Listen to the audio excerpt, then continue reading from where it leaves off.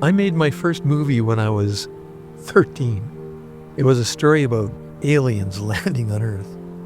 The heroes were a rock band, of course. The budget was one roll of 8mm film that my dad gave me, 3 minutes long. It was all I could afford. I was fascinated by creating a new reality, a spy story, a horror movie.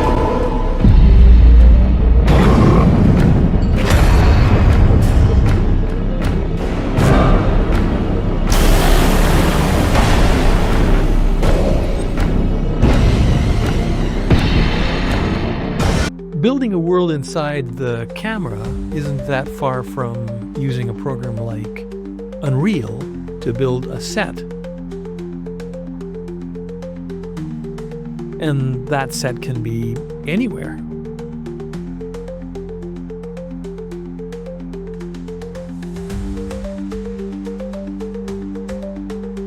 It can be a forest in the fall, a desert island. It could be a nightmare corridor, which is a little scarier. A medieval town. An island in the middle of the ocean. There's a number of ways that you can take video that's either actual video or created in AI and place it into a Unreal world.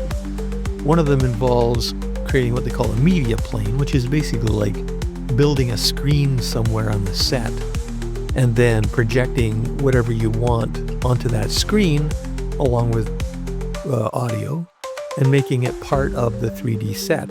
I tried it. I didn't really think that, given the materials and the hardware that I had, that it looked very real. Except in some cases, this test with a tiger worked out pretty well. This mouse, because of the environment and the lighting, looks fairly realistic. I hope he stays away from that tiger. You can imagine the trick is that when you remove the background, whatever your foreground character is you can't move them around in the space, right? They're where they are is where they are. And I kept wondering, well, how can I put them back further into the space? So I came up with this idea of creating a scene in Unreal, in this case, a forest, and then placing a giant blue screen at some point in the distance, and then creating 2 copies of the video, one with the blue screen and one without the blue screen, and then taking those 2 images, putting them together, and then taking the 3rd video, which would be myself or a cartoon version, and placing it on the blue screen so it would appear as if it's part of the scene where you've actually got objects in front of it. And this is what that looks like.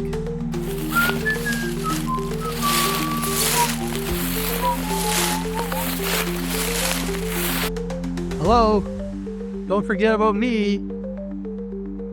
So those cartoon characters which you're seeing were created in Midjourney, and they had a blue or a green screen background, which has been a pretty common way to insert characters into movie scenes for decades. The blue screen is normally in the background though, but with this screen in the middle of a 3D scene, we can have a little more variety and control. We can also grab a high-resolution screen capture of the scene in Unreal and combine it with an AI character, animating both of them. Now you have a lip-synced character in the same environment as Unreal. Time to make this piece perfect. Smooth and steady. Look at that. Beautiful work. Here's the rendered scene in Unreal 5.6 using a beach level from a program called FluidFlex. And then here's a still taken from that scene and animated with 11 labs. It's a beautiful day in my imaginary world, don't you think? One final thought on green screens before we're done. This video was edited in DaVinci Resolve, which has some very powerful green screen keying tools. But if you convert your actor to an AI video version, those technicalities all disappear. AI does an almost perfect job of making backgrounds disappear, so you get a perfect match between the actor and the background.